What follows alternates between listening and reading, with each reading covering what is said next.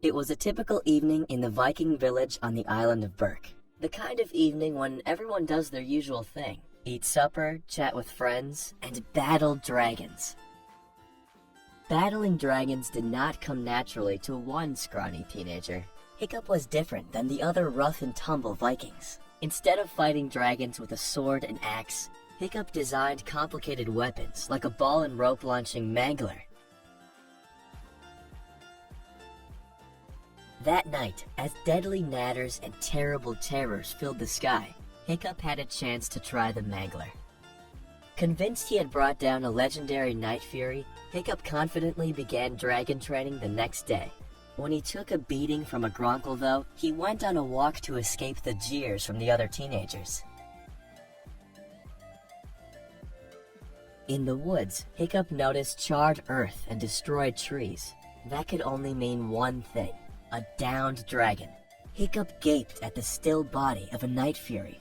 His invention, the Mangler, had worked. Hiccup the Viking stood proud. "I did it!" he cried. Just then, a low growl sent shivers speeding down to his toes. This dragon was not dead. Hiccup scrambled for his dagger. Then he paused. Could he really kill this wounded creature? Hiccup stared deeply into the dragon's eyes. "I'm going to kill you, dragon," he declared, but he couldn't do it. Hiccup looked at the dragon's wound sympathetically. First, he made sure no one was watching. Then he cut the Mangler's ropes off the dragon's tail. Thump! The Night Fury pounced on Hiccup, pinning him to the ground.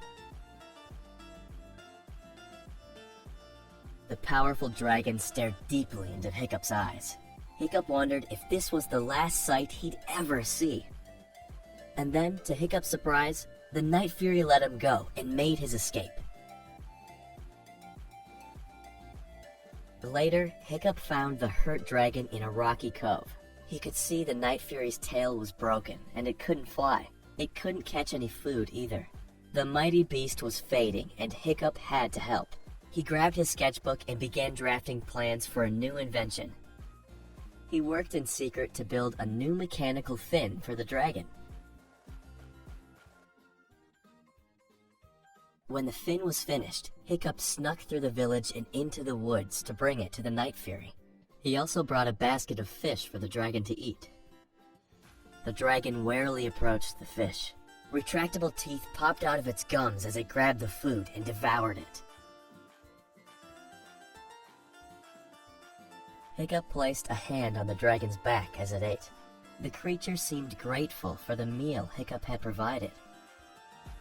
As the dragon ate his fish, Hiccup struggled to get his invention onto the Night Fury's tail. Finally, it was secure, and the dragon flew straight into the air with Hiccup holding on, until the fin fell off and they both crashed into the water. After many more failed attempts, Hiccup perfected his mechanical tail invention and gained the trust of the beast. At last, they were able to fly as a team.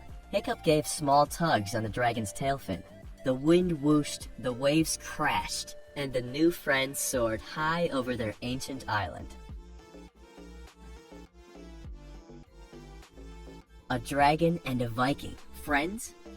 No one on the island of Berk had ever imagined the idea. Hiccup would never have believed it himself.